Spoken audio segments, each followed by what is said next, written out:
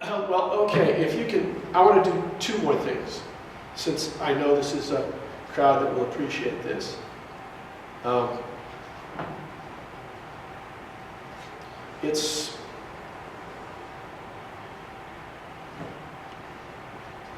It's strong, but you're up to it. Well, it's about how my mother died, and that's partly what makes it strong. But there was a lot going on when my mother died. It's called 85 If, and I wrote it on what would have been her 85th birthday. I like writing poems for particular occasions. Father's Day, Valentine's Day poems. I've written quite a few poems on various birthdays of mine. This particular one was on what would have been her 85th birthday. My mom passed in 1998 when she was 76. So I wrote this 9 years later.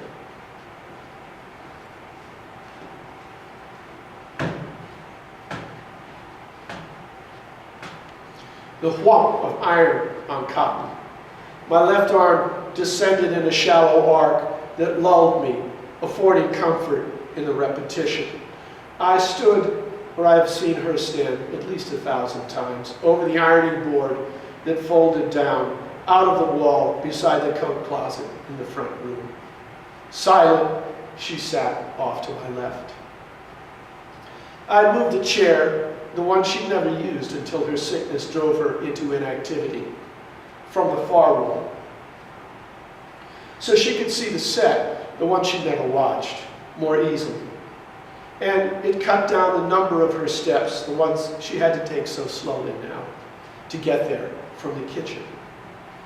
Hiss of steam and gurgle from the innards of the iron would interrupt and punctuate the soft insistence of my glancing blows.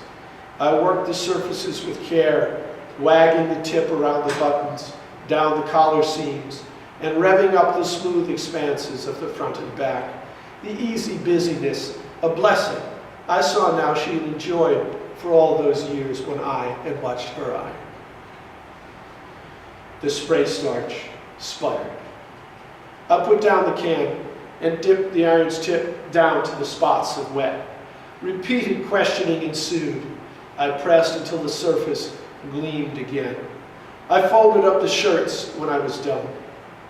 She asked to see them, and she ran her hands so lightly over one, I might have missed how much her fingers told her. It was dry, the collar starched but not too glossy, smoothed without a hint of scorching, folded up neatly just like new. Then the pronouncement, "You do a nice job." Mild astonishment, combined with pride and followed by relief, had found its way into her voice. And then, directed half to me, half to herself, and quieter in a way I'd never heard, she said, "Then I won't worry now. You're in good hands." Her cancer had returned that spring. We knew what every day together meant, but we assumed a different normalcy now that she couldn't push. Her mastery over the world demanded her attention. It always had. She'd never dropped her guard, and hers alone. Depression child, she'd lit a candle at the altar. Self-reliance would be her creed. She couldn't quite believe a job she might have done could ever be done really right by anybody else. And surely not as well. So why have help? She did it all, and did it all herself. She pounded through 10,000 dinners, paid the bills, hectored my dad and got him moving, though never at the pace she would have liked. Was cornucopia to family and friends. She was the whirlwind, and our world emerged out of her will, spun ceaselessly. For her, there had been no easing of spurs until her body wouldn't carry her. So now, she let go. And like horses loosed so long ago she had forgotten them, and saw them as though new when they returned, the lessons came.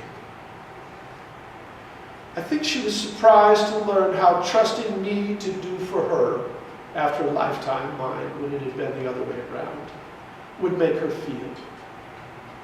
I hope it brought her back to 5 again, when parents would provide, and to accept was all her role, before her march began and she put up her arms against the world.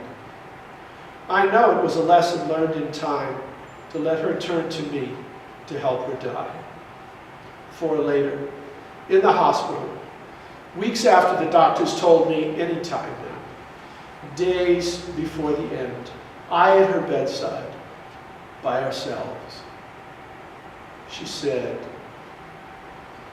half puzzled, half dismayed, "What's happening to me? I don't like it." I didn't have to search for what to say. "You're still facing this world," I said. "You need to turn and face the other way." And she, who'd shook the earth and might have upbraided heaven, took it to heart and said yes to it all. So we moved closer as she moved away. There have been lives more blessed, but ours will too.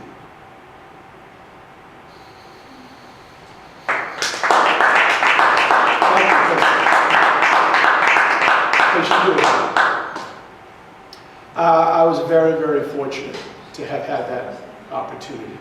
We can't always control these things.